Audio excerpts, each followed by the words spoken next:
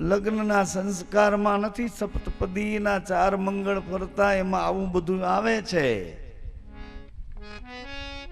એની રીત આવે છે, પ્રભુતામાં પગલા એની રીત આવે છે. પણ આદમી ઉતાવળો એવો થતો હોય, જલ્દી કરો ગોર મહારાજ, જલ્દી કરો. ગોર મહારાજ કે પણ તારે જાવું છે ક્યાં? હમણાં આટો મારીને મારી પાસે જ આવી જ પાછો, પણ જલ્દી કરો. એમાં આ સપ્તપદી, આ 7 પગથિયા કેવી રીતે ચડવા, ધર્મ અર્થ કામ મોક્ષની આ ચોરી ચિતરેલી છે. એ 4 મંગળ કેવી રીતે વર્તવા, એ બધી વાતો ખુલાસાવાર વેદનું વચન એમ કહે છે, શાસ્ત્રનું વચન એમ કહે છે. વાયા ભૂદેવ એ વચનને જનાર્દન કરી સ્થાપે છે. પણ આદમી આકરો ઉતાવળો એટલે એ કોઈ વાતને ધ્યાનમાં લેતો નથી. પાછી તલવાર ભેડી એટલે કરંટમાં એ વાતમાં ધ્યાન ન દીધું. બાયુએ એ વખતે બહેનોએ ગીત ગાતા ગાતા એને કીધું કે એવા રૂપાળા લાગો છો, જાણે દશરથ મહારાજના દીકરા હો, કૌશલ્યા માના દીકરા હો, એવા તમે રૂપાળા લાગો છો. બાયું બિચાર્યું ગાત્યું એમ કે જેવા લાગો છો એવા પાછા રહેજો. પણ એમાં એલું કાંઈ છે, બહેનોએ બિચાર્યું ગાયું ખરું, દશરથના દીકરા જેવા છો. દીકરીઓને કીધું કે દીકરી તું એ જનકની દીકરી હો આવી લાગે છે. પણ એ માયલું પછી કાંઈ જેમ હોય તેમ. પણ આમાં આપણે ધ્યાન નથી દઈ શક્યા કે સંસાર શું છે, કઈ રીતે સંસારમાં પ્રવેશ્યા છીએ. આ ટૂંકી આયુષ્યમાં, અલ્પ બુદ્ધિમાં, આ સંસારના આ ગ્રસ્ત આશ્રમમાં આશ્રમ છે દાદાનો, આશરો મળે ને આસ્થા મળે, જીવવાનું દોરડું મળે, શ્રદ્ધાનું દોરડું મળે, વિશ્વાસના એ આધાર સુધી લઈ જાય. આસ્થા અને આશરો મળે એને આશ્રમ કહે. બધાને પોતાના કરી અને એક જ ભાવે, વિના ભેદ ભાવ, ભ્રાંતિ કે ભાવ ભેદ કોઈ રાખ્યા વગર બધાને પોતાના કરી આવકારે, એમ ગ્રસ્તાશ્રમ છે. પરંતુ એમાં ધ્યાન ન દઈ શક્યા આપણે. પછી બીજાનો દોષ શું કાઢીએ? આપણી આગળ હતા એ લોકોએ કઈ ધ્યાન ન દીધું. નકર એને એમ કહેવું જોઈએ કે ભાઈ અમે અહીંયા આટલી જગ્યાએ છેતરાણા છીએ, તમે ધ્યાન રાખજો.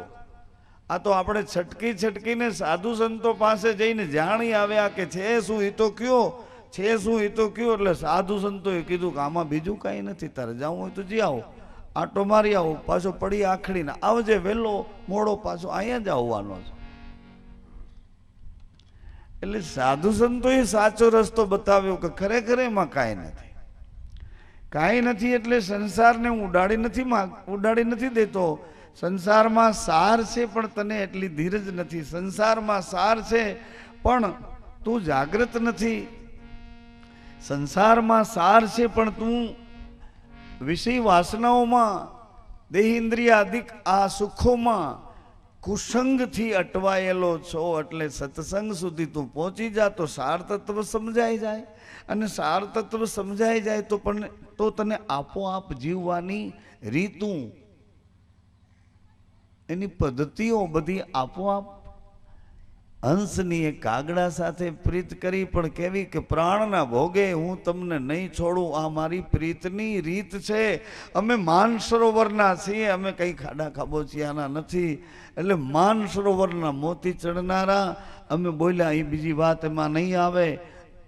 તમારી સાથે પ્રીત કર્યા પછી એ પ્રીતની રીત એવી છે કે પ્રાણના ભોગે હું તમને નહીં છોડું. આવું હંસની બોલી.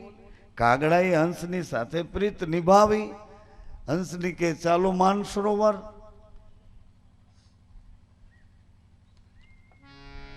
સાંભળવા જેવું નથી, આ સમજવા જેવું છે.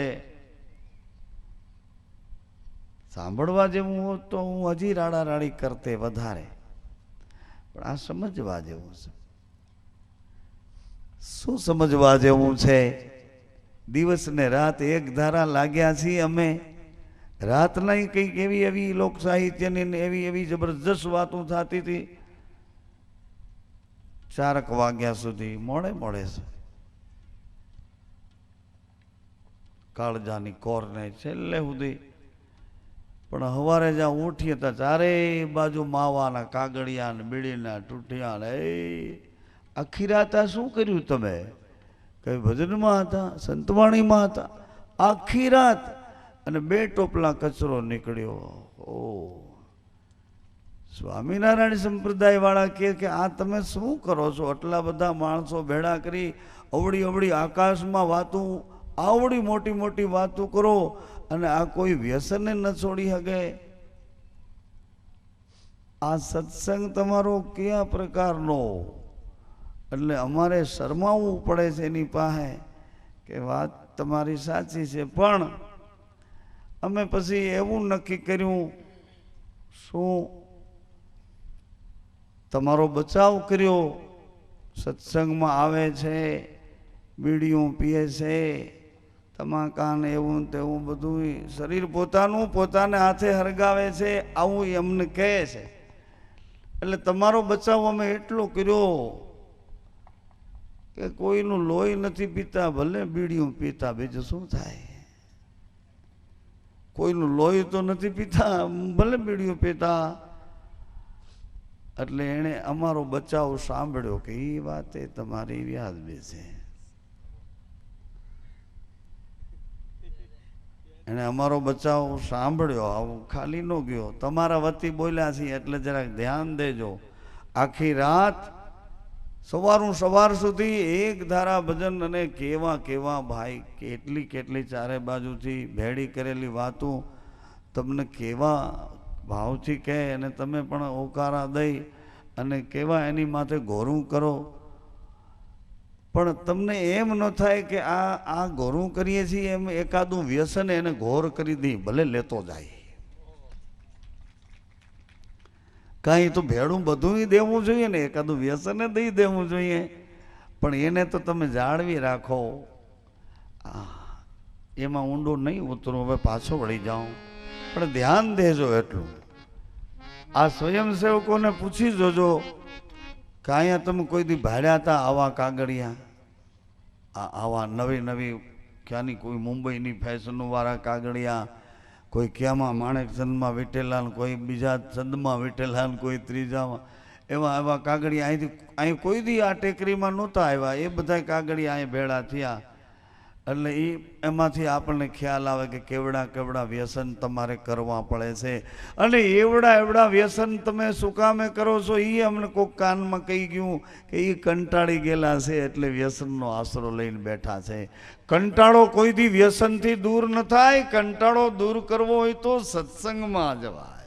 સત્સંગ કંટાળો દૂર કરી શકે, વ્યસન કંટાળો દૂર ન કરી શકે. માતાઓ અમુક બહેનો નહીં એવી, એમાં જાજુ ન બોલાય. 4 દી રોકાવું છે જી. વ્યસનો કંટાળામાંથી જન્મે. વ્યસનની માં જ કંટાળો છે, એમાંથી વ્યસન જન્મે. એમાંથી વ્યસન. કંટાળો ક્યાંથી આવે? તમારાથી પહોંચાણ ન થાય એવડો દાખલો, એવડી મહેનત કરી અને બધાની હારે ઊભવા મહેનત કરો કે એ ત્યાં પહોંચ્યો તો હું અહીંયા પહોંચી જાઉં. આડાવડું જેમ તેમ કરીને ત્યાં પહોંચી તો ગયા, પણ પછી ઓલા ઉઘરાણી વાળા બીજા ત્રીજા લાગતા વળગતા, એટલે એમાં પછી તમે ન પહોંચી ગયા. એટલે પછી વ્યસનનો આશરો લઈ ભૂલવા મહેનત કરો છો. બગાડેલું એમ ભૂલાય નહીં, બગાડેલું તો ધીરે ધીરે સુધારવું પડે. પણ સત્સંગ એવો એક સંગ છે, એ તમને કંટાળો દૂર કરાવી દેશે, જીવન જીવવાની નવી કેડિયું બતાવી દેશે. સંતોના ચરણમાં કાંઈક એવું છે, એના આચરણમાં કાંઈક એવું છે.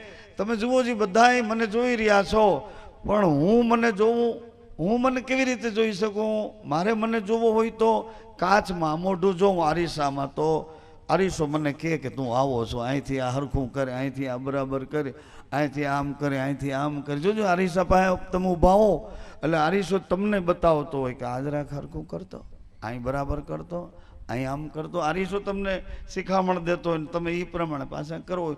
એ તમે જ છો આરીસામાં. પણ તમને ગમો એવા થાવ એટલે અંદરવાળો આરીસામાં બેઠો એ એમ કે જા હવે બરોબર છો, ત્યારે તમે આઘા જાઓ. ન કરે તો લાગ્યા છો એક તારા, હજી ઓઠ માથે કાંઈક લગાડવું ને આંખોને ઓલા પાર્લર સ્ટેશન ઉઘડી ગયા ચારે કોર બ્યુટી પાર્લર. હા, અહીંથી આમ એટલે મને ભેરવાએ કીધું કે હું બે જગ્યાએ રહું છું, એક તો સત્તામાં અને એક આ શણગારમાં. બહુ શણગાર કરે ને એનું માથું ફેરવી નાખવું, ભૂલી જાય એના ઘરવાળાઓને. આદમી ભૂલી જાય પોતાના ઘરવાળાઓને. બહુ શણગાર કરે કે એનું માથું ફેરવી નાખવું, ભેરવો કે એવી રીતે ગોઠવાઈ જાવ એના માથામાં. કડિયુગ કહેતો હતો ને પરીક્ષિત મહારાજને, હું સોનામાં રહીશ. આંખે ન જોવાય, આ આંખે જોવાય. બેન દીકરી આપણી છે, આ આંખે જોવાય. ઈ કાને ન સંભળાય, આ કાને સંભળાય. કોઈની નિંદાઓથી અંદર કચરો ભરાય. એ વીરા, આ વિચારે નો વિચારાય. સદવિચારના ઘરમાં રહેવાય, સંતોના સંગમાં. એની સામે જઈને બેસી તો જુઓ, કાંઈ બોલતા નહીં, કાંઈ ઓળખાણ તમારી આપતા જ નહીં. હું આ છું તે છું એવું કાંઈ કહેવાની જરૂર. એ તમને ઓળખે. તું ગમે એવડો હો ને, અંદર કેવો છો એ એને ખબર છે. બહાર કેવો તું ડેકોરેશન કરી અને કેટલી મોટાઈ લઈ પ્રતિષ્ઠાવાળો છો, એની સાથે એને વાંધો નથી. એને નથી ગમતું એવું કાંઈ નથી. પ્રતિષ્ઠા નહીં, આવકારે છે. પણ અંદર કેવો છો એ સંત એક આરીસો છે, એની સામે બેસી જાઓ. બોલ્યા વગર. બોલ્યા તો કામ બગડવાનું. નહીં બોલો, કંઈ બોલો, ઓળખાણ જ ન આપો.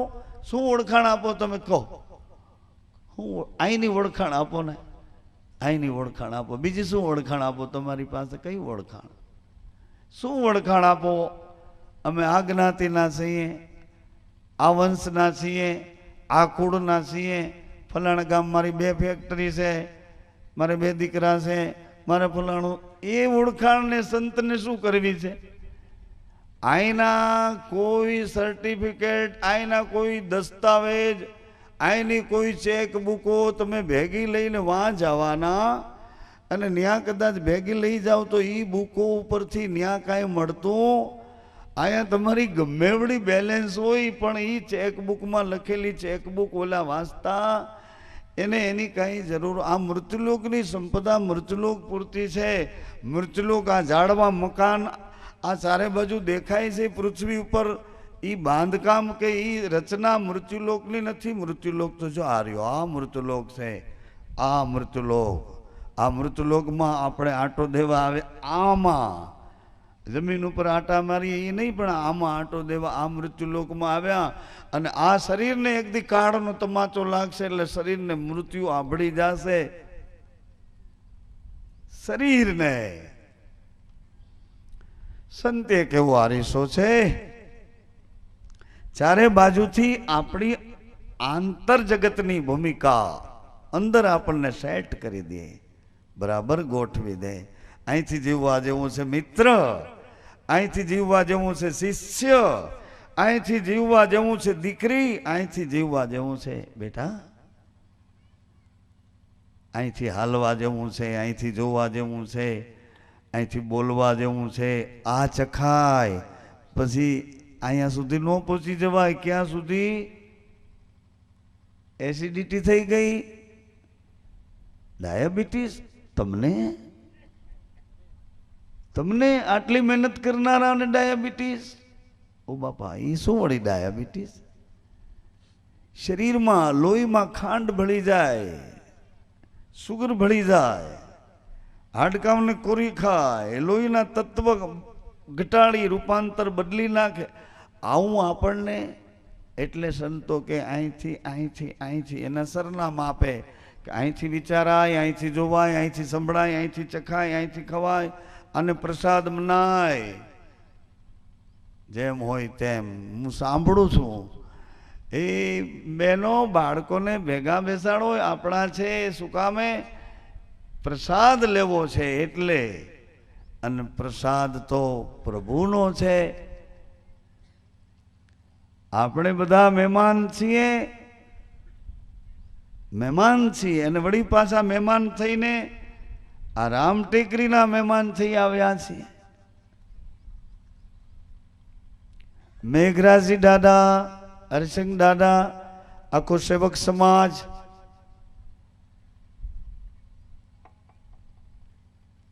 સ્વયંસેવક ભાઈઓ બહેનો, લાગતા વળગતા બધાય સહયોગી આ બધાય આપણી સેવા કરવા બેઠા છે. શું કામે?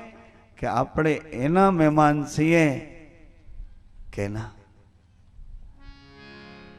મેઘરાજ દાદા જે વિશ્વાસ અહીં સ્થાપન કરીને બેઠા એ વિશ્વાસના આપણે મહેમાન છીએ, એટલે એ આપણી સેવા કરે છે. એ એમ નથી માનતા કે તમે મારા મહેમાન બનીને આવ્યા છો, તમે તો ઠાકરના ધજાવાળા, નેજાવાળા, એ ઘોડાવાળા, ભાલાવાળા, એવડો એનો વિશ્વાસ છે. એના આપણે બધા મહેમાન બનીને આવ્યા છીએ. અને ગુરુ લોકોએ એવી ચાવીઓ દઈને તાળા ખોલી દીધા છે કે એ આપણને બધાને સમાન ભાવે સાચવે, બધા ઉપર સમદ્રષ્ટિથી આવકારો આપી અને પોતાનો ભાવ વરસાવે.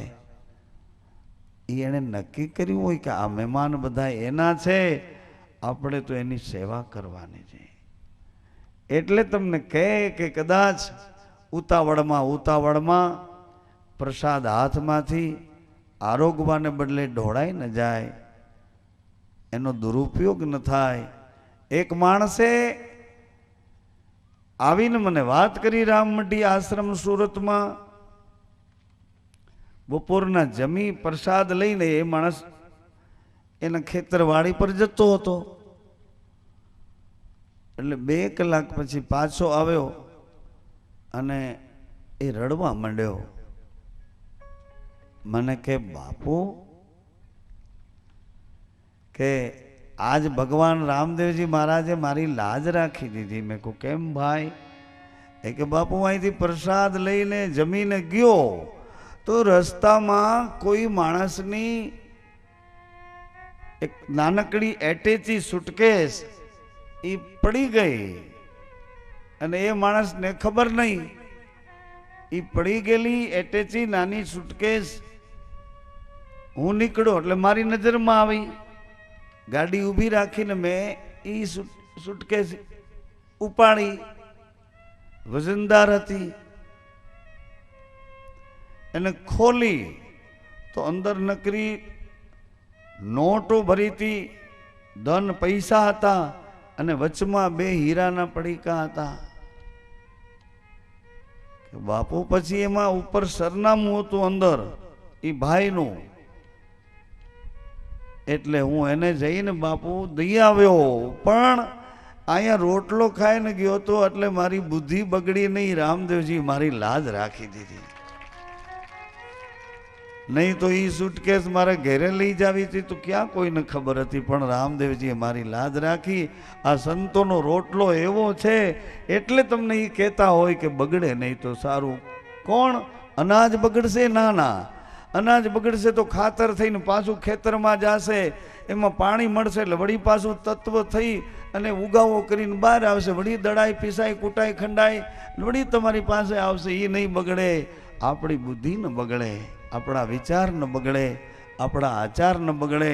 અને સંતોએ આપણે માટે તૈયાર કરેલો પ્રસાદ છે એ આપણા જીવનમાં દિવેલ પુરાઈને અંજવાળું કરે એ હેતુસર કદાચ કહેતા હોય, એમ કહેતા હોય. એટલે આપણે બીજી એક ફરિયાદ મેં તો કોઈ દી સાંભળી નથી. આ બાજુ કચ્છમાં અને રાજસ્થાનમાં આ ફરિયાદ નથી સાંભળી. કોઈના જોડા ચંપલની એ કોઈક ફરિયાદ કરતું હોય, તમારી પનોતીઓ ગઈ એમ કોઈક કહેતું હતું. પણ એવા જોડા ચંપલમાં પગ નાખે એવા તો કોઈ અહીંયા આવતા નથી. એવા કોઈ નથી. તમારે સુરતમાં બાપુ આપણા મનને એમ થાય કે એ પ્લાસ્ટિકની થેલીમાં કંઈક ફૂલ ને કંઈક પ્રસાદ ધરવા હાટું બેન લઈ આવતા હશે. થેલી આમ હાથમાં બગલમાં લઈને આવતા હોય. એ જ્યાં બેસે ત્યાં ખબર પડે કે થેલીમાં તો જોડા ભર્યા હતા. આપણા મનને કંઈક પ્રસાદ લઈ આવે છે પણ થેલીમાં જોડા ભરીને જેમ હોય તેમ. પણ આ ભૂમિકા છે એ સત્સંગીઓને લાગુ પડતી નથી. અને કોઈએ કદાચ એવું મગજમાં ધાર્યું હોય કે જોડાનું શું થશે, એ સત્સંગમાં બેસી શકતા. એ બેસે નહીં, હાજરી પુરાવે પણ બેસે નહીં. મજૂરી મળે પણ એને મંજૂરી મળતી. હંસની કાગડાને કહે છે તમે ચાલો, ચાલો હું તમારી પ્રીત પ્રાણના ભોગે નિભાવીશ. કાગડાએ ભરોસો કર્યો, હંસની ભેરો ઉડવા માંડ્યો, પણ કાગડાની લિમિટ હતી.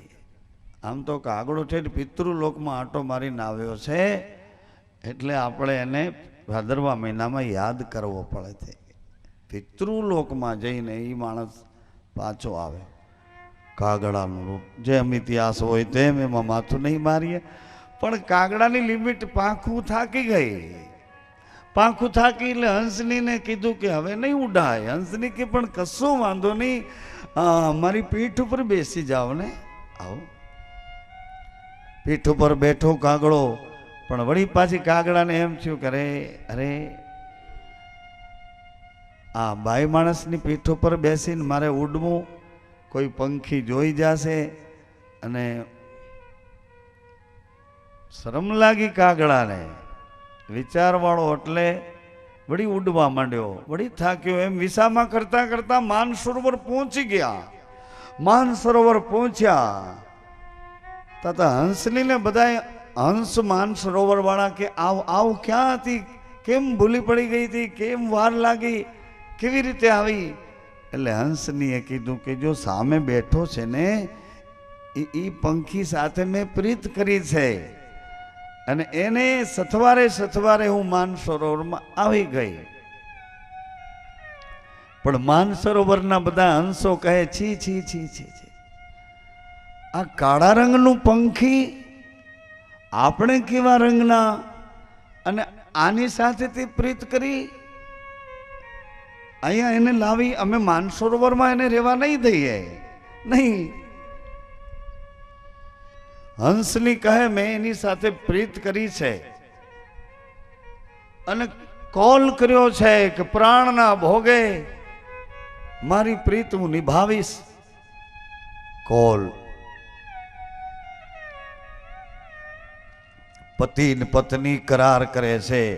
આમ હાથે હાથ એ હાથે વાળો એ કરાર કરે છે કે આ જીવનમાં શરીરમાં પ્રાણ હશે ત્યાં સુધી હું તમને વફાદાર રહીશ. એકબીજા કોલ કરે છે. રામદેવજી મહારાજ એ રીતુ બતાવશે આપણને ગ્રસ્તાશ્રમમાં, પરંતુ અત્યારે આ હંસ ને કાગડાની આ પ્રીત હંસ લોકોએ ના પાડી કે નહીં, માનસરોવરમાં એ કાળા રંગનું પંખી નહીં, તારે જવું હોય તો એની જોડે મૃત્યુલોકમાં પાછી ચાલી જા, માનસરોવરમાં તો નહીં રહેવા દઈએ. નહીં. હંસની હતાશ નો થઈ, કંટાળો ન આવ્યો. હંસનીએ વિચાર કર્યો કે નાનપણમાં મારા માતા પિતા સાથે હું એક સંતના આશ્રમમાં ગઈ હતી, અને સંતની આંખમાંથી જે કરુણા વરસતી હતી હજી મને યાદ છે. માનસરોવરમાંથી હંસનીને કાઢી મૂકી એટલે હંસનીએ કાગડાને કીધું કે તમે મારી સાથે હજી થોડે આવશો. કાગડાએ કીધું આવું જ ને, હવે અહીંયા મારું કોણ? એટલે હંસની એક સંતના આશ્રમમાં લઈ આવી કાગડાને, દૂર બેસાડી, અને હંસની ગઈ સંતના ચરણ પાસે. સંત જ્યાં આસન પર બેઠા છે એ સંતની આગળનું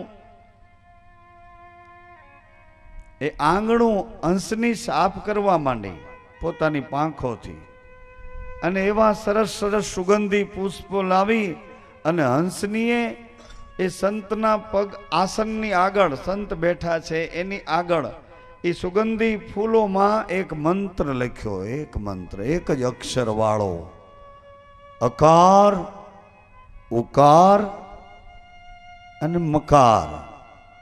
આવો એક અક્ષરી મંત્ર, પ્રણવ મંત્ર લખ્યો. સંતે આંખ ઉગાડી, સીધી નજર પ્રણવ ઉપર ગઈ, સુગંધ આવી, પ્રસન્નતા આવી. આમ જ્યાં જોયું તો હંસની દયામણો ચહેરો કરીને બેઠી. દયામણો ચહેરો કરતા આવડે છે આપણને? આવડે? કોકની પાસે ઉછીતા લેવા ગયા હોય ને પછી કેવો ચહેરો કરી જાય. તમે તો ઓળખો છો ને. એ તો મારે આ જરૂર પડી નહીં, એ કેવું આપણે કરતા હોય તો એ આરીસો કોક રાખે તો કે જો તો આમાં એવો ચહેરો થઈ જાય. ઉઘરાણી વાળા કોક ઓચિતા આવે ને પછી મહેમાન બેઠા હોય ને પછી આપણે એની સામે, એને દયામણો ચહેરો કહેવાય. આ માણસ પાસે આટલો ચહેરો બગાડવો પડે, દયામણો કરવો પડે, તો સંતો ને સદગુરુ તો આપણા ચહેરાને ઓળખે છે, એની પાસે કેવી રીતે દયામણો ચહેરો કરવો એ તો ઓળખે છે. આપણે ચહેરા ઘડીએ ઘડીએ બદલીએ છીએ, એ સુરતામાં સ્થિર છે, ગુરુ વચનમાં સ્થિર છે, ગુરુ સ્વરૂપમાં લીન છે, એના ચહેરા બદલાવવા પડતા નથી, આપણે ઘડીએ ઘડીએ બદલાવા. હમણાં અહીંયા બેઠા સત્સંગમાં અને પોલીસ ખાતાની ગાડી આવે ને એમાં કોઈ પોલીસ વાળો આવીને આપણું નામ લે અને આપણને કંઈક બહાર તમને ફોજદાર સાહેબ બોલાવે છે એટલે ચહેરો આપણો બદલી જાય, તરત જ બદલી જાય. કાંઈ આપણે નિર્દોષ હોઈએ તોય ચહેરો બદલી જાય કે શું કામ હશે, કોણે મારું નામ લીધું હશે. એમાં ઓચિતાના આપણા અહીંયા બેઠા છીએ ને આપણા એકદમ નજીકના સગા સંબંધી વેવાય કે વેવાણ કોઈ આવી જાય તો કેવો ચહેરો થઈ જાય તરત જ પાછો. એટલે ઘડીએ ઘડીએ ચહેરા બદલતા આપણને ફાવી ગયું છે. સંતોના ચહેરા સ્થિર છે, સ્થિર છે, સ્થિર છે, સ્થિર.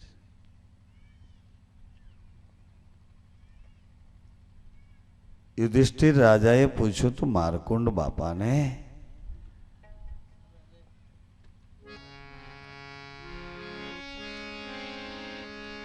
મર જેવા અમે કોને કહીએ,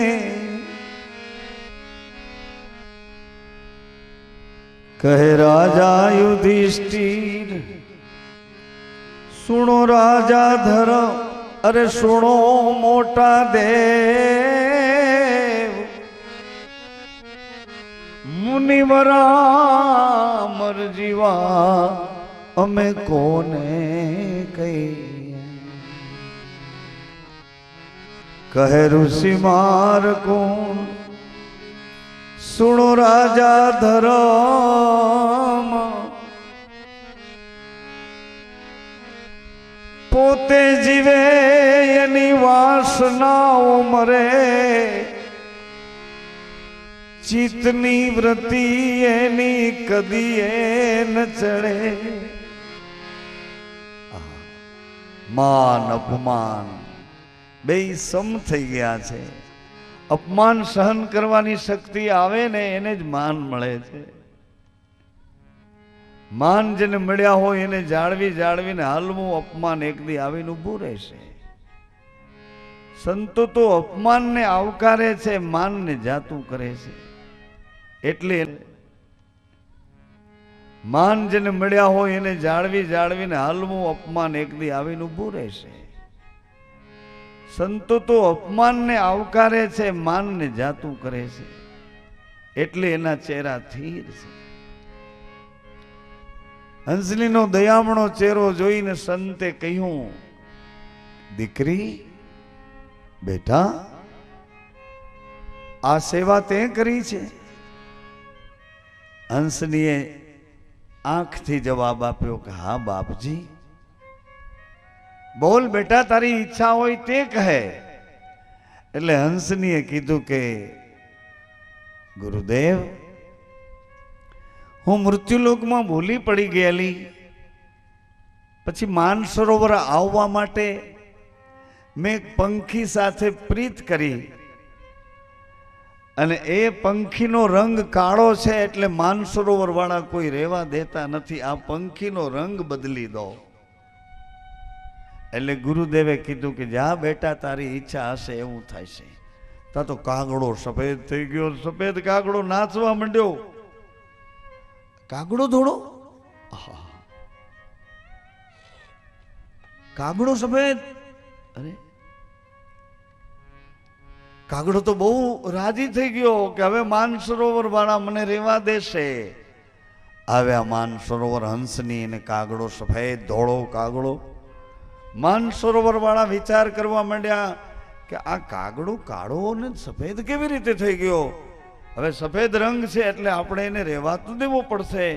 માનસરોવરમાં કાગડાને રહેવા માટે જગ્યા મળી, પણ કાગડો જ્યાં બોલવા માંડ્યો ત્યાં તો ઓલા બધા ત્રાસી ગયા કે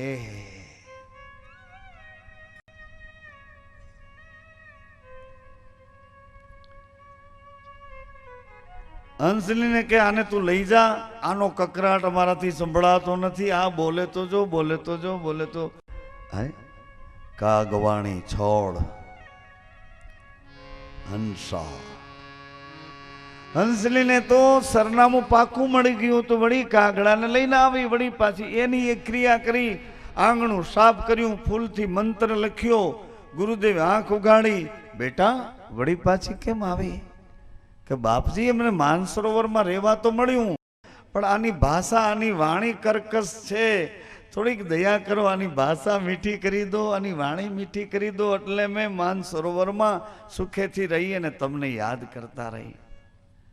ભગવાન ગુરુદેવ દયાળુ એટલે કીધું કે જા બેટા, તારી ઈચ્છા હશે તેવું થશે. ને કાગડો મીઠી મીઠી વાણીમાં, કોયલ જેવી મીઠી ભાષામાં બોલવા માંડ્યો. અરે કર્કશ ભાષા મટી ગઈ, કાળો રંગ મટી ગયો, અને હંસની અને કાગડો તો એ આનંદથી માનસરોવરમાં રહેવા માંડ્યા. અને કાગડો એવી એવી વાતો કરે, સાંભળજો બરાબર. કાગડો એવી એવી વાતો કરે, ઓલા હંસ બધા એને વીટાઈને બેસી રહે, ચારો ભૂલી જાય, વિહાર ભૂલી જાય. કાગડાની વાતો સાંભળે, કાગડો ઘડીક આ લોકની વાતો કરે, ઘડીક આ લોકની વાતો કરે, ઘડીક આ લોકની વાતો કરે. કાગડો આવી આવી મીઠી મીઠી વાતો કરે ને બધા વિટાઈને બેસે. પછી કાગડાએ ના પાડી હંસનીને કે હવે મારે રહેવું નથી. કા આ બધાય તમને કેવા ચાહે છે, જુઓ તો આ કેટલા બધા તમારી ફરતા વિટાઈને હંસ માનસરોવરના તમને જ સાંભળે છે. તો કે એટલે જ મારે રહેવું નથી. પણ તમને તકલીફ શું છે? કે હંસની કોઈ રીતે મને તું મારા મૃતલોકમાં મૂકી જા. હંસની કે પણ મેં પ્રાણના ભોગે તમારો સાથ નહીં છોડું, આવી પ્રીત કરી છે, અને તમે મૃતલોકમાં જવાનું, અહીં તમને તકલીફ શું છે? કાગડો કે ઈ કહેવાય એવું નથી, અહીંયા શું તકલીફ છે ઈ કહેવાય એવું નથી. હંસની કે પણ તમે કહો શું તકલીફ છે, કહો, ક્યાં દિક્કત હૈ, કહો ના. ઘરવાળી હતી તો એમ જ બોલે ને, કયો ને તમને શું. બોલો આદમી કે પણ કહેવાય એવું નથી. કાગડો કે કહું કેવી રીતે? એટલે હંસનીએ કીધું કે તમને મારા પંડના સોગંદ છે, કયો. કાગડાએ ધીરેથી કીધું કે અહીં મને બધું સુખ છે, પણ મારે ખાવું હું, અહીં મારે જમવું શું? હંસની કે પણ આ ઢગલા બંધ મોતીડા પડ્યા છે, આમાં ઢગલા મોતીડાના પડ્યા છે.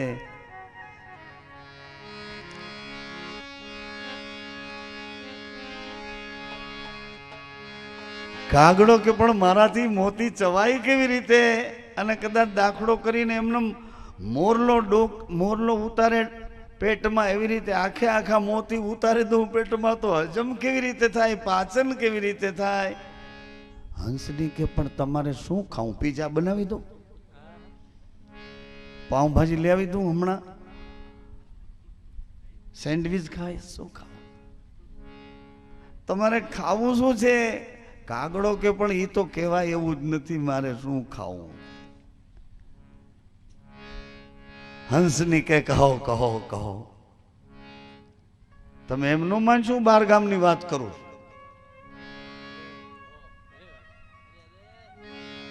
કહો, તમારી જે આદત હોય, જે ટેવ હોય, મને કહો, શું ખાવું છે?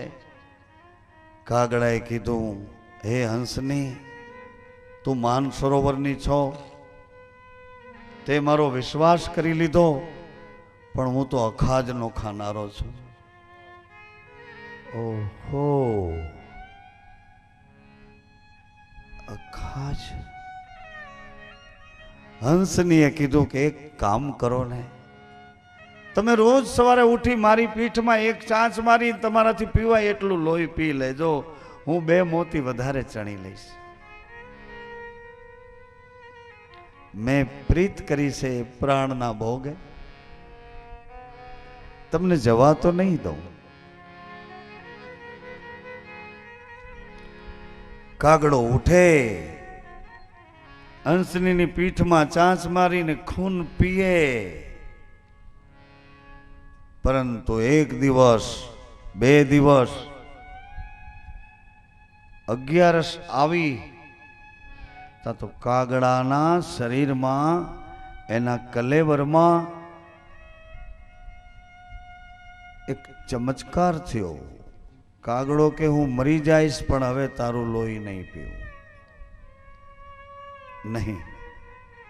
હંસની કહે એક કામ કરો ને, છેલ્લી વખત હાલો, એક વખત આપણે ગુરુજી પાસે જઈ આવીએ. અને એ જો ગુરુજી કહે તો પછી આપણે મૃત્યુલોકમાં ગમે તે રીતે આપણો જન્મ પૂરો કરશું. હંસની આવી, કાગને સામે બેસાડ્યો, પોતાની પાંખોથી ગુરુજીના ચરણ આગળનું આંગણું સાફ કર્યું. સુગંધી ફૂલ ચાંચેથી લઈ આવી પ્રણવ નામનો એકાક્ષરી મંત્ર લખ્યો. ગુરુદેવે આંખ ઉગાડી, બેટા આ પુરુષાર્થ, આ સેવા. હા બાપજી. દીકરી બોલ, તારી ઈચ્છા હોય તે કહે. કે બાપજી હવે એક જ ઈચ્છા છે કે આને તમે હંસ બનાવી દો. હંસ બનાવી.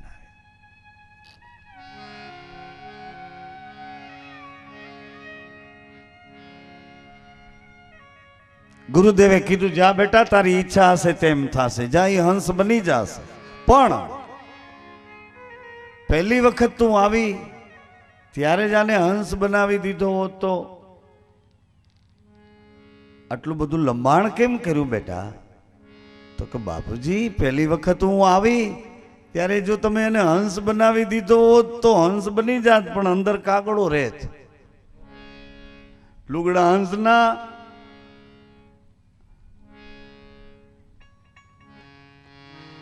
ચોલો હંસનો અને અંદર સ્વભાવ કાગડાનો રહેત. એટલે તમે એનો રંગ બદલાવ્યો એ સારું કર્યું. રંગ બદલાવ્યા પછી એની વાણી બદલાવી એ સારું કર્યું. અને હવે એને હંસ બનાવી દો એટલે મોતીનો ચારો ચણી શકે અને મોતીને પચાવી શકે. અને મોતી ચણ્યા પચાવ્યા પછી એની પ્રકૃતિ બદલી જશે, આવો મને વિશ્વાસ છે. એમ સત્સંગ એક એવું સમાધાન છે. સત્સંગ એ તમારા કંટાળાને દૂર કરી દેશે.